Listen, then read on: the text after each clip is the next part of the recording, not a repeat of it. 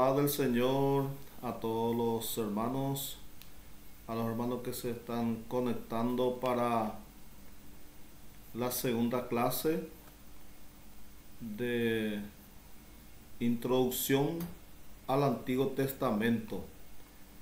Y ahora vamos a seguir con el libro de Éxodo. Y dice: un hombre diseñado por Dios para el trabajo. El autor de Éxodo, del libro del Éxodo, es Moisés, y la época abarca un periodo de 217 años, desde cerca de 1706 antes de Cristo a 1990.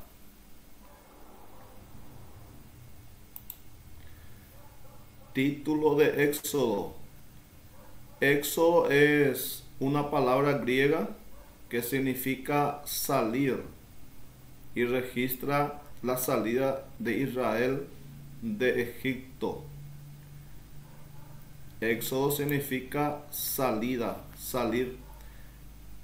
Tema de Éxodo: en el libro del Génesis se presenta el principio de la redención.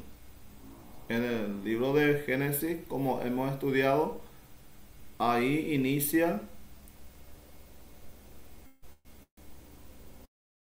la redención de la raza humana. En el libro del Éxodo, el progreso de la redención, porque nosotros estamos estudiando que el centro de la Biblia, el propósito de Dios y la idea central de la Biblia es la redención de la humanidad. De eso se trata. Toda la escritura trata de la redención. Pensamiento central del libro: redención mediante la sangre. Alrededor de ese pensamiento gira la historia de un pueblo salvado mediante la sangre, cubierto por la sangre y teniendo acceso a Dios mediante la sangre. Esa redención suple cada necesidad de la nación de Israel, oprimida por los egipcios. Israel necesita ser rescatada y Dios la rescata. La nación, habiendo sido salva, necesita una revelación de Dios que la guíe en su vida de adoración y conducta, y Dios le da la ley. Los israelitas, redargüidos del pecado por la santidad de la ley, ven su necesidad de limpieza y Dios suple los sacrificios. El pueblo, teniendo una revelación de Dios, siente su necesidad de culto o adoración a Dios, y Dios le da el tabernáculo y ordena un sacerdocio. Éxodo comienza con un pueblo esclavizado que mora en la presencia de la idolatría egipcia, y termina con un pueblo redimido que vive en la presencia de Dios.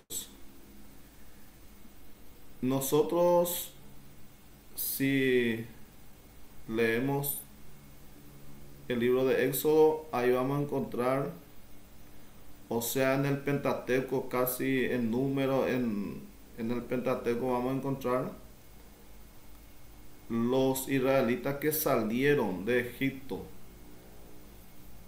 que ellos no se acostumbraron, que ellos siempre pensaban en Egipto, y por causa de la queja, murmuración ellos en vez de cruzar, en vez de llegar en 40 días a la tierra prometida, ellos vagaron 40 años en el desierto.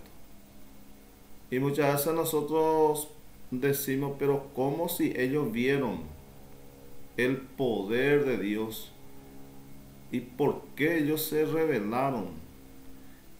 Pero la respuesta es que, como dice esta parte, Éxodo comienza con un pueblo esclavizado que mora en la presencia de la idolatría egipcia.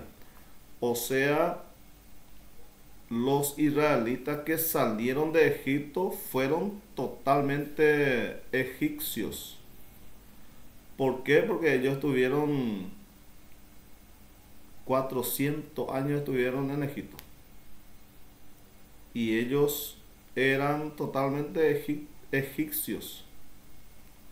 Tenían la costumbre completo.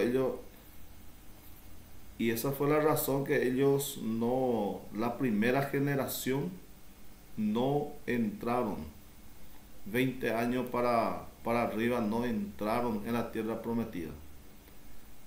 Porque toda la vida, o sea, en una palabra, ellos son egipcios, que fue redimido por Dios.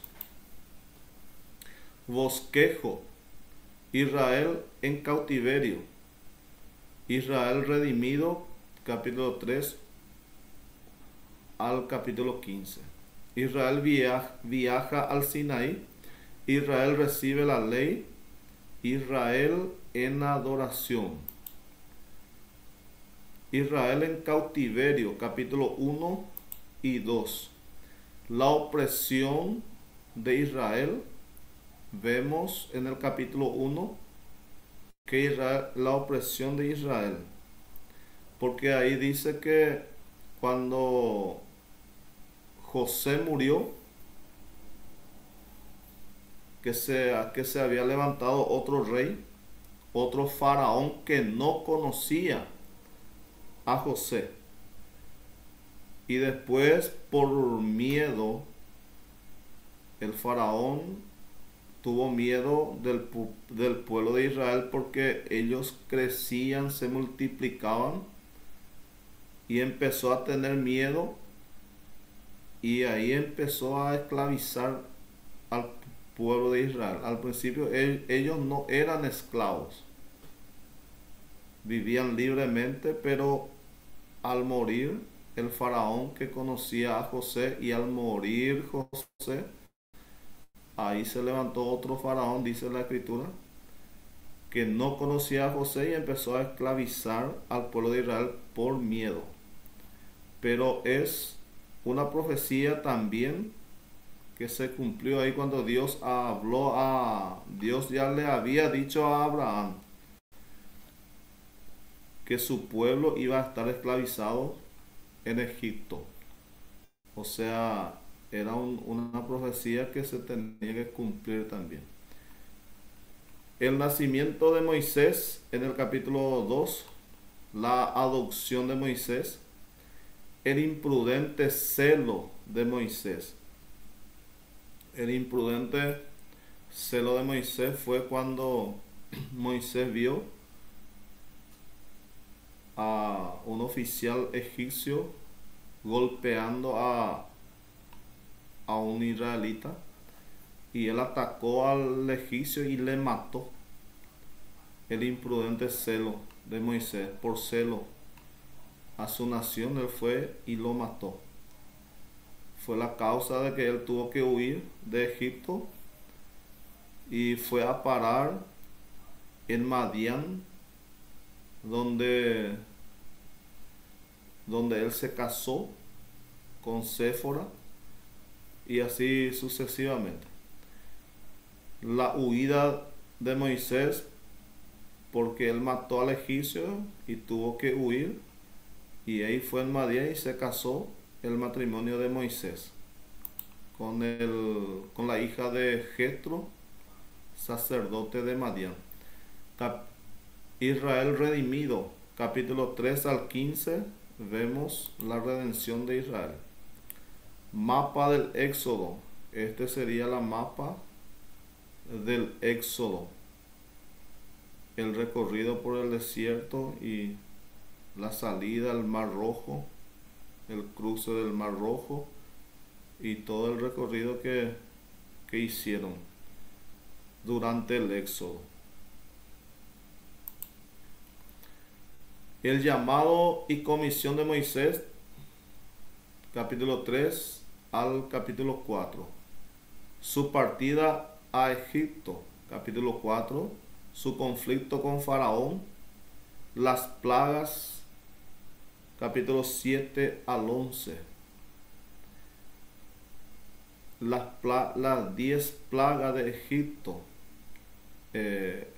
Hay algo que me gustaría compartir un poco, porque cada plaga que vino a Egipto tenía un propósito y no fue solamente como juicio, sino acá le quiero, por ejemplo, dice las 10 plagas en Egipto. Tenemos Éxodo capítulo 7, 14 al 25. La primera plaga fue la sangre.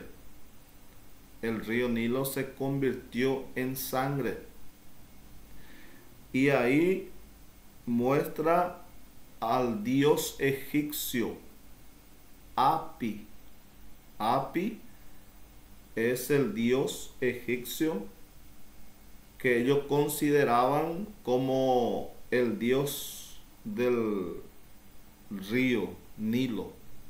Fue un duro golpe contra el dios de las inundaciones del río Nilo que regaba la tierra. ¿Por qué el río Nilo se convirtió en sangre? Porque los egipcios consideraban al dios Api como dios de las inundaciones, y al convertirse el río Nilo en sangre, ahí Dios estaba mostrando que Dios es en todo, que es el único Dios y que es el Dios de todo el universo, de todo lo creado. Porque si el dios Api, los egipcios creían que iba a revertir esa plaga, pero ahí no hubo intervención del supuesto dios Api de ellos, y ellos, los egipcios, vieron que el Dios de Israel era el Todopoderoso, que sus dioses no podían contra el Dios de Israel. Y la segunda plaga fue la ranas. Dios egipcio Et. Los egipcios relacionaban las ranas con este dios, con el dios Et. ¿Y por qué la rana? ¿Por qué la segunda plaga fue las ranas? Para Dios, así como estaba explicando, para mostrar a los egipcios que es Él el único Dios de toda la creación. Porque ahí ellos estaban viendo que el dios Et no pudo contra el Dios de Israel, porque ellos relacionaban la rana con el dios Et. Y la tercera plaga fue piojos, que el dios egipcio Hathor, el dios Hathor, algunos traducen mosquitos, el polvo de la tierra sagrada, convertida en insectos muy molestosos sobre los egipcios. ¿Por qué la tercera plaga fue piojos? Porque ellos relacionaban con el dios Hathor, y ahí Dios estaba mostrando que el dios Hathor no tenía nada que ver, ni no tenía poder contra el Dios de los israelitas. Ahí Jehová Dios estaba mostrando a los egipcios que Él es el único Dios de toda la creación y de todas las cosas. La cuarta plaga fue moscas. ¿Por qué fue las moscas? Porque ellos relacionaban con el dios Isis, Baal Zebú. Para ellos, las moscas relacionaban con el dios egipcio Isis o Baal Zebú. Un desafío directo contra el dios de las moscas. Es decir, que Isis, Baal Zebú, era el dios de las moscas para los egipcios. Y ahí Dios, Jehová Dios, estaba mostrando que Él es el único Dios de todo lo creado. Y la quinta plaga fue ganado enfermo y afrenta con el Dios adorado en Egipto en forma de toro. Sería el Dios Apis, Amón, el Dios Amón. Para ellos eran el Dios, ellos adoraban a este Dios en forma de toro. Y por eso vino la plaga del ganado, mostrando Dios que es el Todopoderoso. Entonces ahí estamos viendo que cada plaga tenía su propósito y lo que Dios estaba queriendo mostrar a través de esas plagas. Y vamos a seguir viendo. En la sexta plaga fue úlceras. Por primera vez atacó a la salud humana, porque ellos tenían como Dios Setmet, al Dios Setmet, que relacionaban, y ahí Dios envía las úlceras. Y si el Dios Setmet tenía poder, realmente poder, él tenía que intervenir y sanar a los egipcios. Pero el Dios de ellos no pudo hacer nada, porque Dios es el único Dios verdadero que tiene poder sobre todas las cosas. La séptima plaga fue granizo. La tormenta de truenos, rayos y granizo devastó la vegetación y mató animales. Algunos salvaron su ganado. ¿Por qué la plaga del granizo? Como estoy diciendo, para que Dios pueda para mostrar a los egipcios que Él es el único Dios. Porque para ello el Dios de los ganados sería Get, el Dios Get. Pero el Dios de ellos no pudo hacer nada contra la plaga que Dios permitió del granizo. ¿Por qué? Porque Dios es el Todopoderoso. Después tenemos la plaga de langostas. Las diosas que protegían a Egipto se vieron impotentes.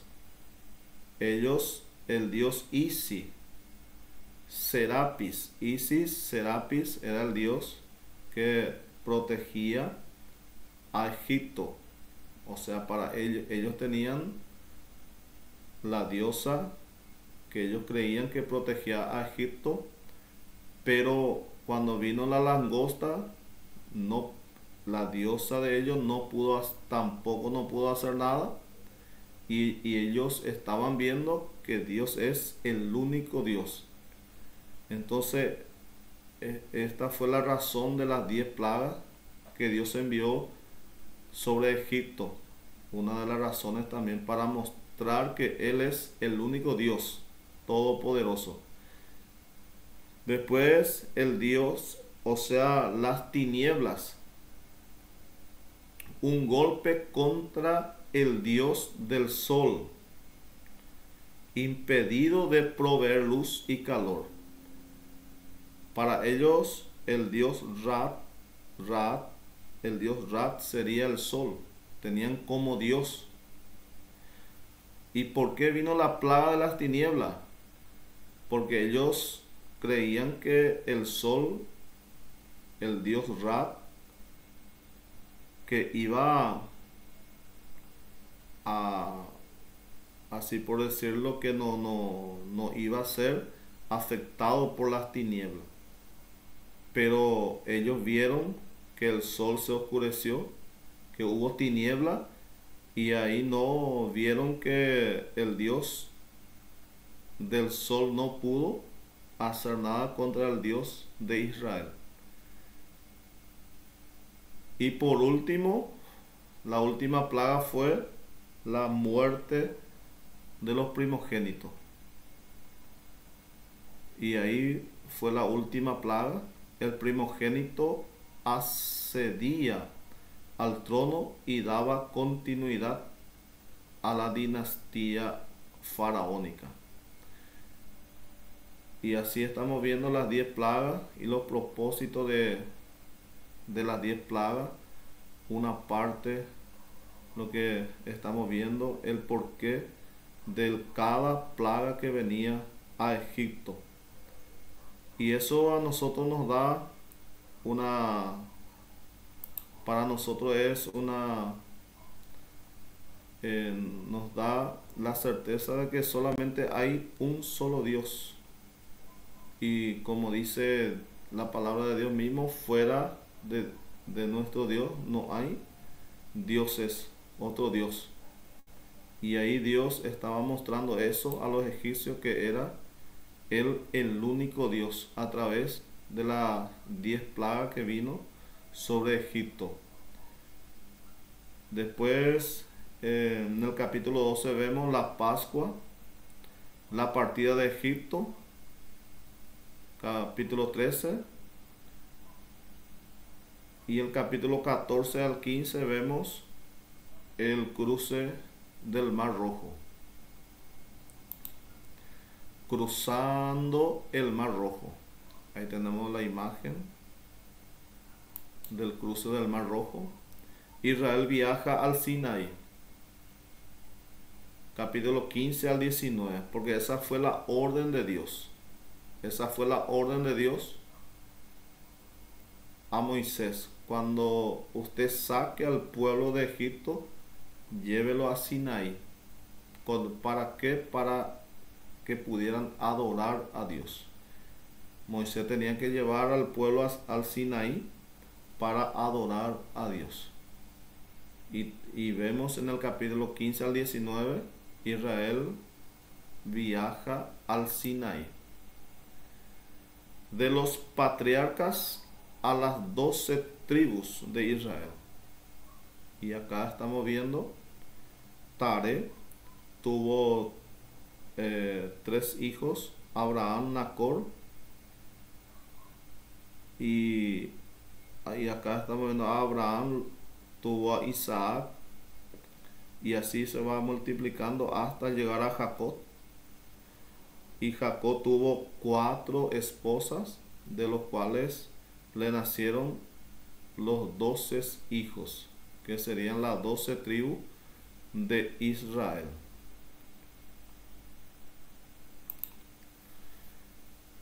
El capítulo 15 también tenemos el cántico de Moisés, Mara, aguas amargas, Elín, fuentes y árboles, el desierto de Sin, maná, Refidim, agua de la peña, batalla con Amalek, Sinaí, visita de Jetro, capítulo 18. Israel recibe la ley, capítulo 19 al 23.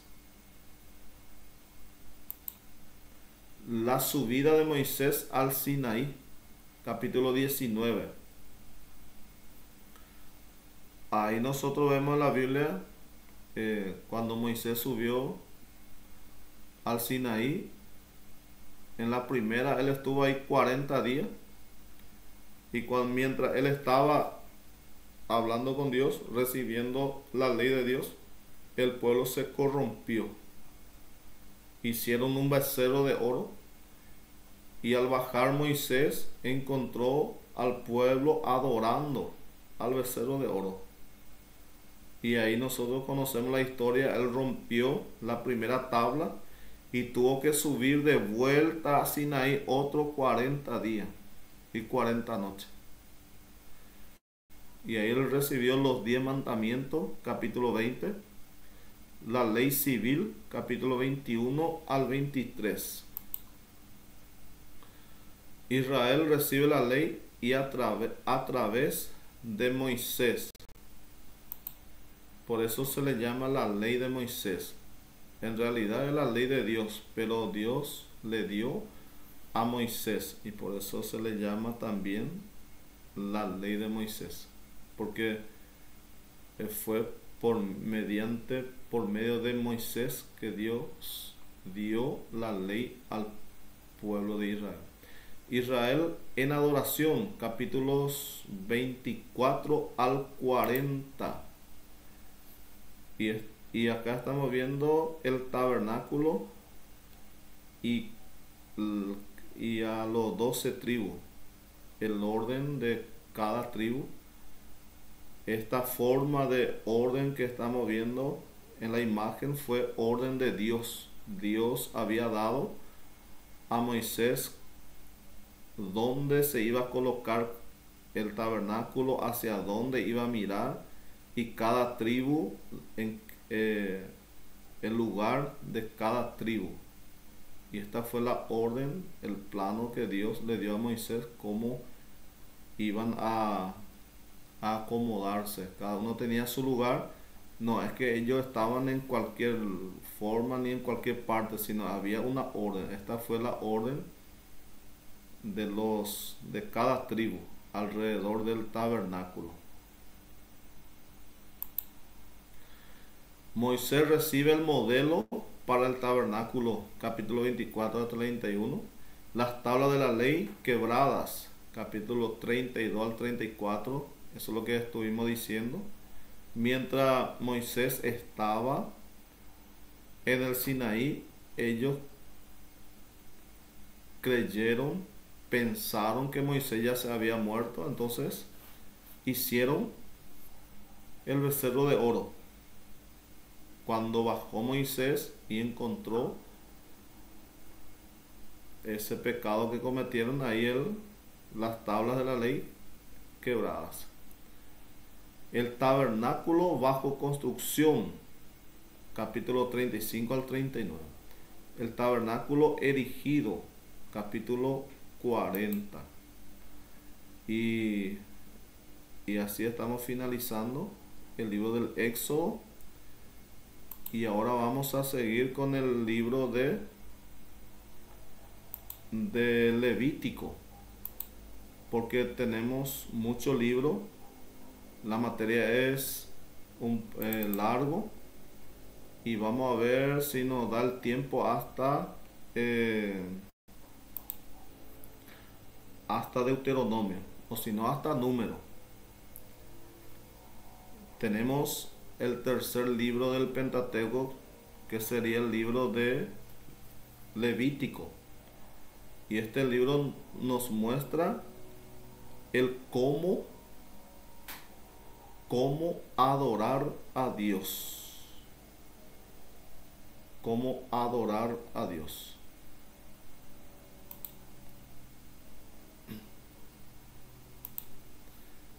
Título relacionado con la tribu de Leví y su sacerdocio. Es un registro de leyes pertenecientes a los levitas y su servicio al Señor. Autor y periodo. Autor Moisés. Espacio de tiempo. El libro abarca menos de un año de la peregrinación de Israel en el desierto de Sinaí. Éxodo nos da la historia de la redención de un pueblo en cautiverio. Levítico revela cómo un pueblo redimido puede allegarse a Dios en oración y puede establecer una comunión permanente con Dios. Mensaje de Levítico. El acceso a Dios es solamente por medio de la sangre y demanda santidad de parte del adorador. Propósito práctico del libro: contiene un código de leyes para hacer a Israel diferente de todas las demás naciones, espiritual, moral, mental y físicamente. Israel había de llegar a ser una nación santa, separada de los modos y costumbres de las naciones que le rodeaban y consagrada al servicio del único Dios verdadero. Verso clave sería el texto clave de Levítico capítulo 19 y el versículo 2. Habla a toda la congregación de los hijos de Israel y diles: santos seréis, porque santo soy yo, Jehová vuestro Dios. Levítico tipifica a Jesús y su obra a través de todas las ofrendas. Entonces el libro de Levítico, todo el sacrificio tipifica a Jesús, o lo que vendría a ser el sacrificio de Cristo. Leyes concernientes a las ofrendas, capítulo 1 al 7. Leyes concernientes al sacerdocio. Leyes concernientes a purificación, capítulo 11 al 22. Leyes concernientes a las fiestas, capítulo 23 al 24. Leyes concernientes al país, capítulo 25 al 27. Tenemos leyes concernientes a las ofrendas. Los sacrificios fueron instituidos como un medio por el cual el pueblo pudiese expresar su culto a Dios. 1. El holocausto significaba entera consagración a Jehová. La ofrenda de paz, parte de la cual comía el sacerdote y parte el que la ofrecía, representaba comunión restaurada con su Dios. La ofrenda de alimento consistía en harina, panes o grano. Representaba ofrecimiento de un regalo al reconocimiento de su bondad. O sea, cada sacrificio tenía su significado. Leyes concernientes a las ofrendas continuas. Por medio de la ofrenda por el pecado, los israelitas expresaban tristeza por el pecado y el deseo de perdón y limpieza. La ofrenda de transgresión era traída en caso de ofensas que demandaban retribución. Leyes concernientes al sacerdocio. Estos capítulos registran la consagración de Aarón y sus hijos y su inauguración al oficio sacerdotal. Tópicos principales: consagración.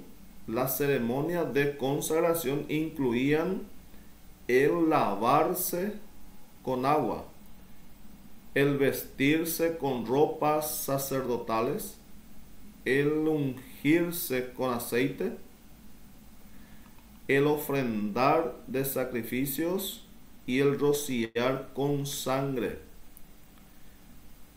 Aquí vamos a ver cuando Jesús vino a Juan el Bautista para ser bautizado. Juan le había dicho a Jesús, Juan no le quería bautizar a Jesús. Y ahí Jesús le dice, no es necesario que se cumpla la ley. ¿Y de cuál ley Jesús estaba hablando? Porque la mayoría dice Jesús fue bautizado para ser ejemplo a nosotros. Pero la realidad es que para que se cumpliera la ley. ¿Y cuál ley? Esta. Acá dice la ceremonia de consagración. Leyes concerniente al sacerdocio. Entonces, y acá muestra las leyes que la consagración de un sacerdote era primeramente lavarse con agua. Y este es el bautismo. Primero Jesús fue bautizado, esto es lavarse con agua. Segundo, el vestirse con ropas sacerdotales. Tercero, ungirse con aceite. Los sacerdotes eran ungidos con aceite. Y Jesús, dice la Biblia, que cuando fue bautizado, cuando él salió del agua, que vino sobre él el Espíritu Santo, y ahí Dios le estaba ungiendo con el Espíritu Santo como sacerdote. El ofrendar de sacrificio y el rociar con sangre. Jesús fue bautizado. Lo que estaba sucediendo ahí es que Jesús fue consagrado como sacerdote y fue ungido por Dios. Por eso Jesús dijo que era necesario que se cumpliera, que hicieran como manda la ley. Porque Jesús tiene 3 ministerios: profeta, sacerdote y rey. Y ahora él está ejerciendo el ministerio de sumo sacerdote.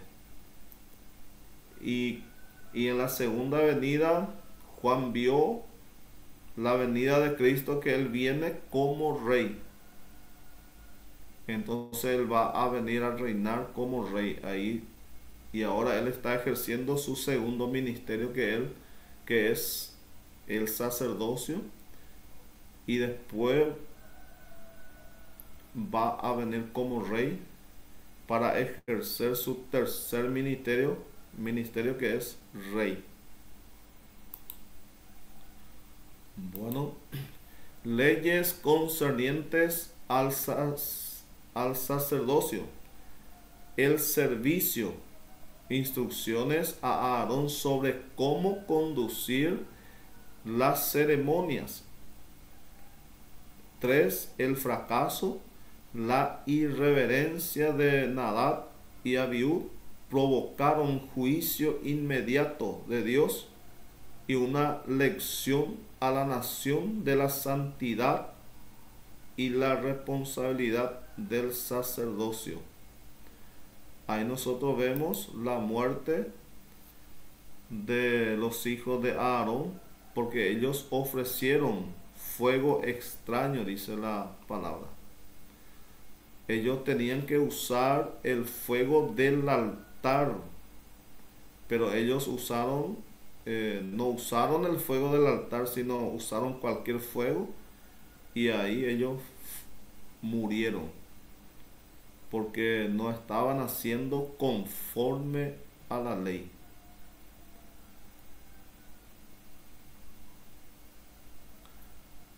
Leyes concernientes a la pureza.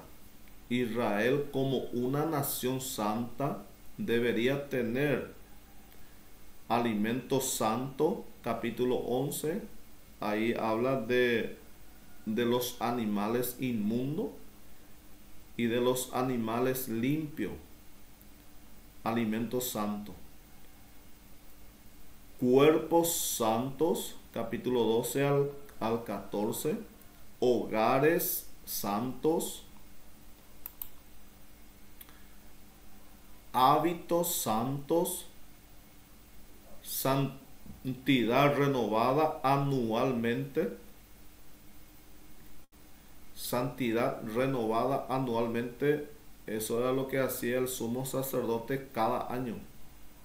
El sumo sacerdote entraba en el lugar santísimo cada año, y ese día el pueblo ayunaba esperando la respuesta de Dios, el perdón de Dios. Y si el sacerdote, si Dios aceptaba la adoración o la ofrenda, el sacerdote salía con vida de ese lugar. Por eso el sacerdote tenía en la punta de su túnica campanitas, y cuando él iba a entrar en el lugar santísimo ponía una cuerda en su cintura. ¿Por qué eso? Y había sacerdotes que estaban atentos ahí mientras ellos oían la campanita. Eso significa que el sacerdote estaba ministrando con vida todavía. Pero si de repente ellos no oían más el ruido de la campanilla, entonces para eso el sacerdote tiene la cuerda. Entonces estiraban la cuerda para sacar el cuerpo muerto, porque toda persona que entra ahí, bueno, el fin va a ser la muerte, porque solamente el sumo sacerdote podía entrar en el lugar santísimo, y entraban para renovar la santidad del pueblo anualmente. Culto santo, éticas, moralidad santas, costumbre y vestiduras santas. Capítulo 19 al 22. Leyes concernientes a las fiestas, el día de reposo. Esto es importante entender. Leyes concernientes a las fiestas. Y entre las fiestas de Israel tenemos la primera fiesta, o sea, el número 1, el día de reposo y adoración, el día sábado. Porque hoy nosotros, como para responder a los que guardan el día sábado, esto es importante entender, porque esto es una fiesta de Israel, y esto es tipo del reposo que nosotros tenemos con Cristo, porque cada fiesta tiene su significado, su símbolo, y son tipos de lo que vamos a estar viendo por delante. Y uno es día de reposo, es el sábado, es un tipo de reposo. Nosotros no guardamos el día sábado, porque el sábado tipifica el reposo que hoy tenemos con el Señor.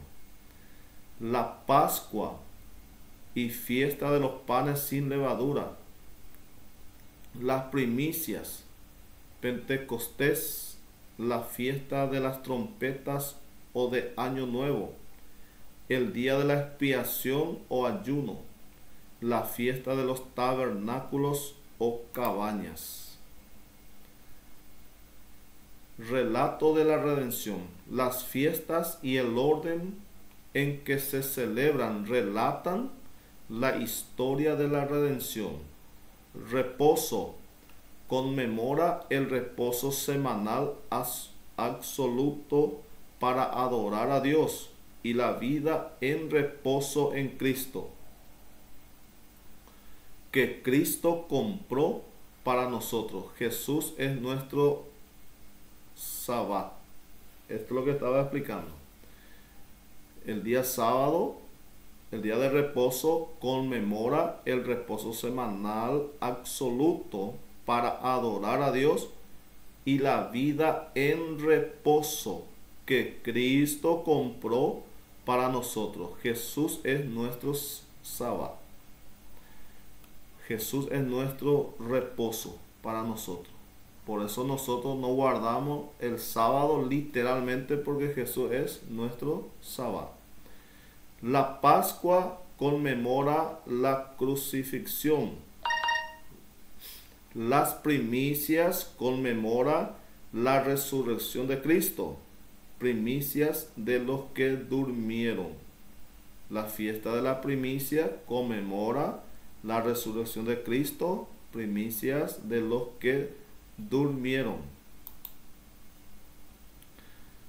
El Pentecostés conmemora el derramamiento del Espíritu Santo. La fiesta de Pentecostés conmemora el derramamiento del Espíritu Santo. La Biblia dice que cuando llegó el día de Pentecostés, Pentecostés significa 50. Pentecostés significa 50.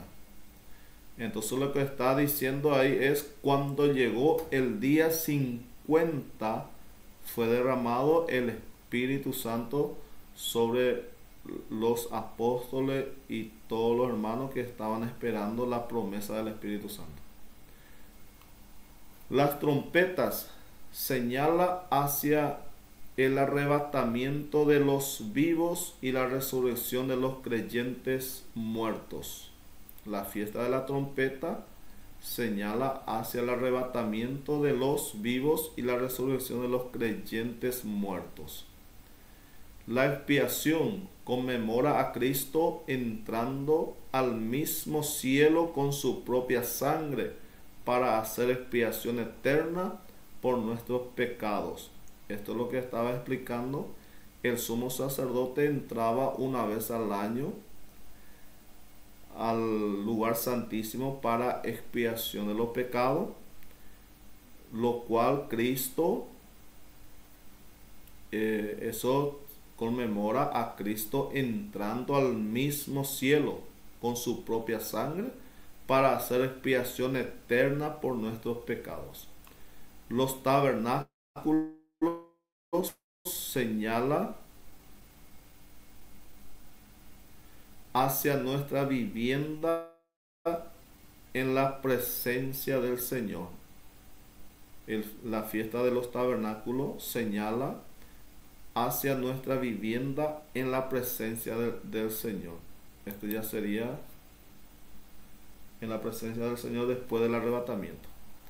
Leyes concernientes a la tierra, recompensa y castigo, capítulo 26. Votos, regalos por agradecimiento, capítulo 27. O sea, votos, nosotros encontramos en la Biblia que algunos hacían voto. Y los votos son regalos por agradecimiento, por haber recibido un favor de Dios. El año del jubileo, capítulo 25.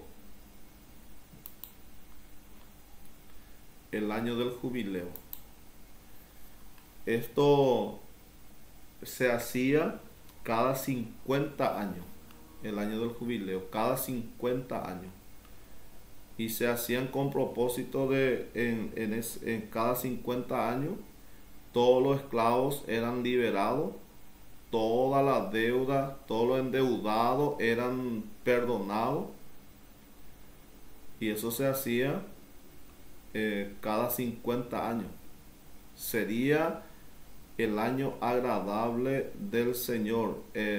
Lucas capítulo 4 habla, a partir de 18 dice que Jesús había leído el libro de Isaías diciendo: el Espíritu del Señor está sobre mí, por cuanto me ha ungido para dar buena nueva a los pobres. Y en el último versículo dice: a predicar el año agradable del Señor. Y se estaba refiriendo del año del jubileo, es el año agradable, donde era un año que todos los endeudados eran perdonados, que todos los esclavos eran liberados, y eso es lo que Cristo vino a hacer, a liberar a liberarnos de nuestra deuda, de nuestros pecados. El año agradable, el año jubileo que en Israel ellos festejaban cada 50 años. Bueno, y ahora vamos a ver el último libro del Pentateuco,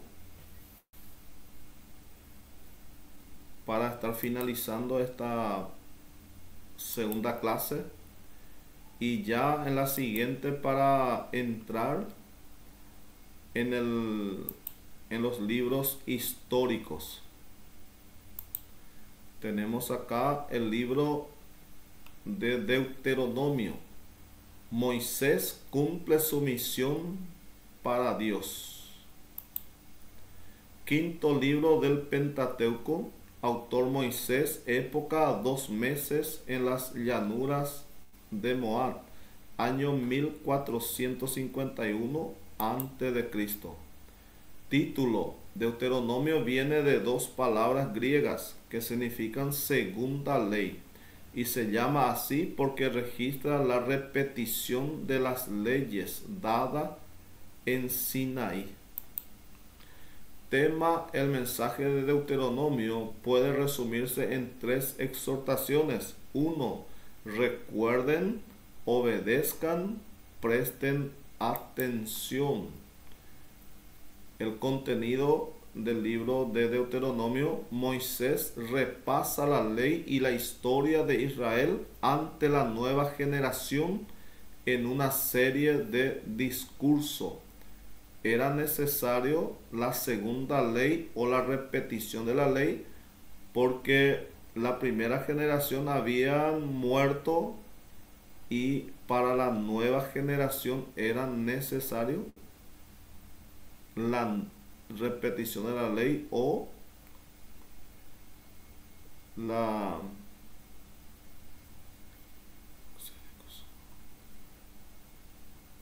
las amonestaciones y exhortaciones. Hace que este libro sea un gran sermón exhortatorio para Israel. Exhortaciones: que recuerden el amor de Jehová hacia ellos mientras peregrinaban en el desierto, y que Dios los continuara cuidando cuando entren a Canaán.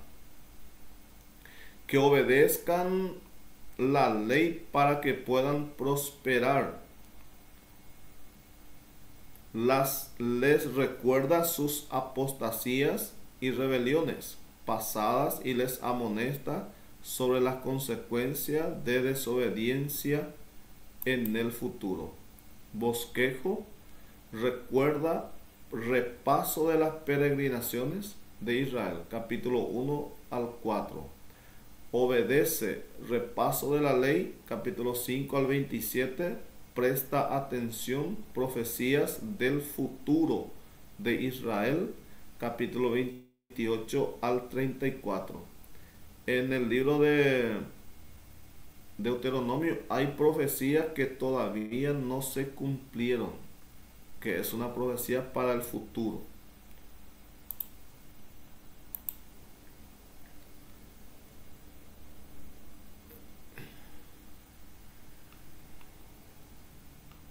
Y acá tenemos el accidentado desierto del Sinaí, a través del cual pasaron los israelitas durante su éxodo. Este cuadro muestra el desierto de Sinaí, a través del cual pasaron los israelitas durante su éxodo. Esta sería la imagen del desierto que los israelitas cruzaron. Este sería el desierto de Sinaí, la foto que estamos viendo en la pantalla. Recuerda lo que Dios hizo. Repaso de las peregrinaciones de Israel. Repetición de Números, capítulo 1 al 4. Moisés repasa las peregrinaciones de Israel, capítulo 1 al 3. Moisés usa el repaso para amonestar al pueblo, capítulo 4. Apertura del Mar Rojo. Esta imagen muestra cuando se abrió el Mar Rojo. Algunos datos de importancia del capítulo 4. Importancia de obedecer a Dios. Advertencia sobre la idolatría. Un Dios misericordioso y justo. 3 ciudades para homicidas sin intención. Eso habla de las ciudades de refugio para aquellas personas que mataban sin intención o accidentalmente. 2. Obedece. Repaso de la ley, capítulo 5 al 27. Los mandamientos de Dios, capítulo 5 y 6. Amonestación y exhortación, capítulo 7 al 12. Falsos profetas, capítulo 13. Leyes ceremoniales, capítulo 14 al 16. Un rey y un profeta futuro, capítulo 17 y 18. Esto es una profecía que habla de Cristo, un rey y un profeta futuro. Cristo es el profeta que ya vino en su primera venida. Cristo vino como profeta y ahora en la segunda venida Él va a venir como rey. Entonces esta es la profecía en Deuteronomio que ya se cumplió una parte, pero que falta la segunda parte. Un rey y un profeta futuro. Leyes civiles, capítulo 19 al 26.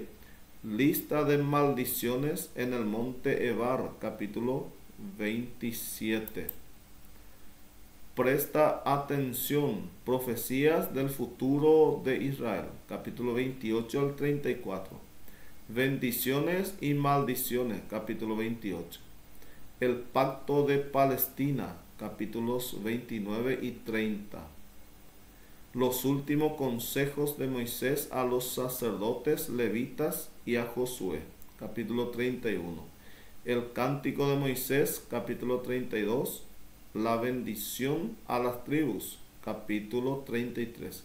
La muerte de Moisés, capítulo 34. Este pacto de Palestina, capítulo 29 y 30, también no se cumplió todavía. Esto va a tener cumplimiento en el milenio, porque la promesa de Dios es que toda la tierra de Canaán los israelitas tienen que poseer. Y nosotros vemos que hasta hoy Israel no posee todavía todas las tierras prometidas. Por ejemplo, Palestina. Ahí siempre hay el conflicto en Medio Oriente por esto. Y esto en el milenio, Dios va a cumplir el pacto que prometió de dar la tierra prometida en su totalidad al pueblo de Israel. Pintura de una tumba en Tebas muestra a 2 mujeres de la nobleza egipcia con un juego de tablero. Los israelitas eran esclavos de los gobernantes de Egipto, como indica Deuteronomio 16 y el versículo 12. Proceso espiritual para diezmar. El capítulo 26 establece el proceso para diezmar. Apartarlo primero para Dios, diezmo, presentarse ante el sacerdote en el altar, recordar el favor de Dios, dejar los diezmos en el altar, alegrarse por diezmar, apartar ofrenda para bendecir a otros, no usar el diezmo para nada más, reclama tu bendición, recibe la recompensa por pacto cumplido. El capítulo 28 de Deuteronomio y el capítulo 26 de Levítico son los 2 grandes capítulos proféticos del Pentateuco. Deuteronomio 28, 1 al 14 se hubieran cumplido si Israel hubiese sido obediente. No obstante, tendrán un cumplimiento final en el milenio. Deuteronomio 28, 15, 36 se cumplieron en la apostasía de Israel bajo los reyes, la cual culminó en la cautividad babilónica. Segunda de Crónicas 36, 15, 20.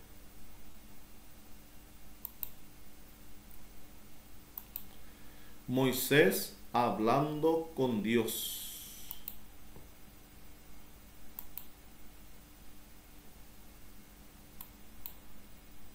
Deuteronomio 28, 37, 68 se cumplió durante la destrucción de Jerusalén en el año 70 después de Cristo. Lucas 21, 20, 24.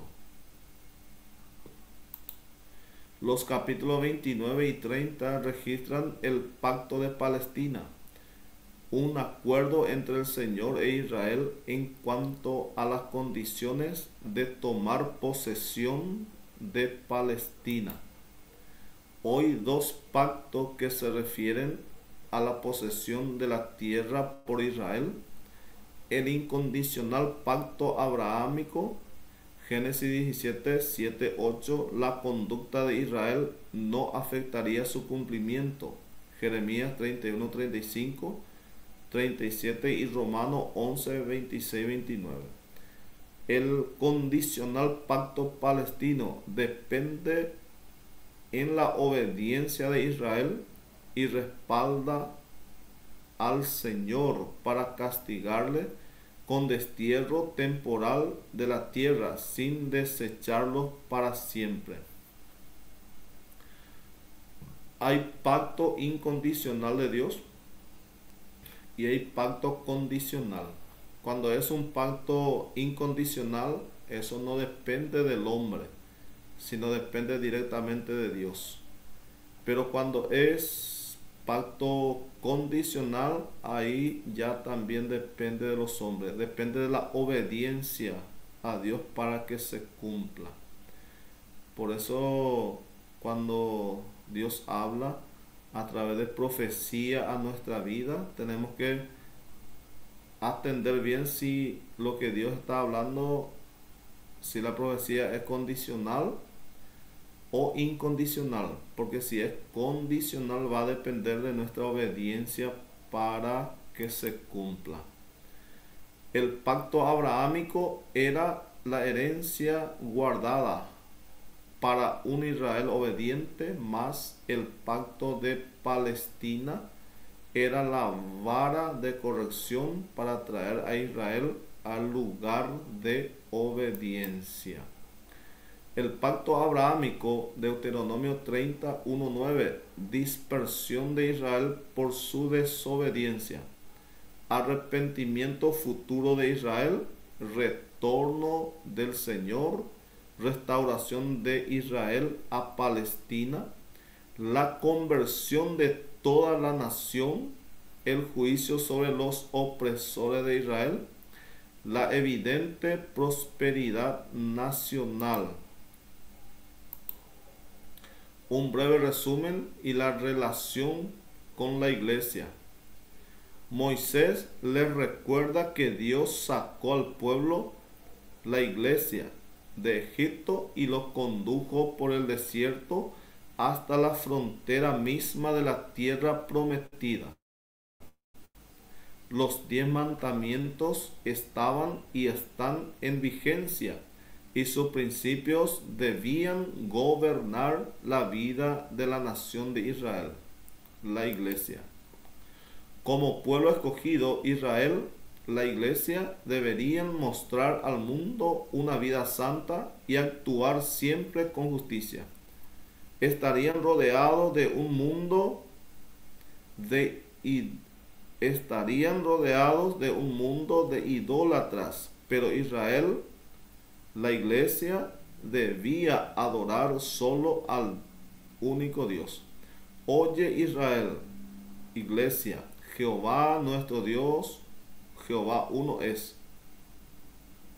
Y amarás a Jehová tu Dios de todo tu corazón y de toda tu alma y con toda tus fuerzas. Sería el mandamiento para Israel, también para nosotros la iglesia. Cántico de Moisés. El cántico de Moisés en el capítulo 32 es como un resumen de todo el libro y cubre las 3 palabras del tema de Deuteronomio. Recuerden, obedezcan y presten atención. Fue escrito en forma de cántico para que el pueblo pudiera recordarlo más fácilmente y fuera repetido de generación en generación. Esto sería un salmo de Moisés, cántico de Moisés, porque salmo significa cántico. Muerte de Moisés, Deuteronomio 34, 7 y 10. Era Moisés de edad de 120 años cuando murió. Sus ojos nunca se oscurecieron, ni perdió su vigor, y nunca más se levantó profeta en Israel, como Moisés, a quien haya conocido Jehová cara a cara. Aquí le llegamos al fin del libro de Deuteronomio, pero esto le quiero explicar algo. Acá dice Deuteronomio 34, 7 y 10, relata la muerte de Moisés. Y nosotros estamos viendo que Deuteronomio fue escrito por Moisés. ¿Y cómo Moisés va a relatar su muerte?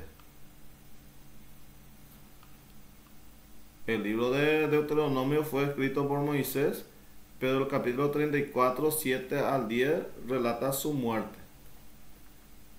¿Y qué es lo que pasa aquí entonces? Porque Moisés no pudo haber relatado su muerte.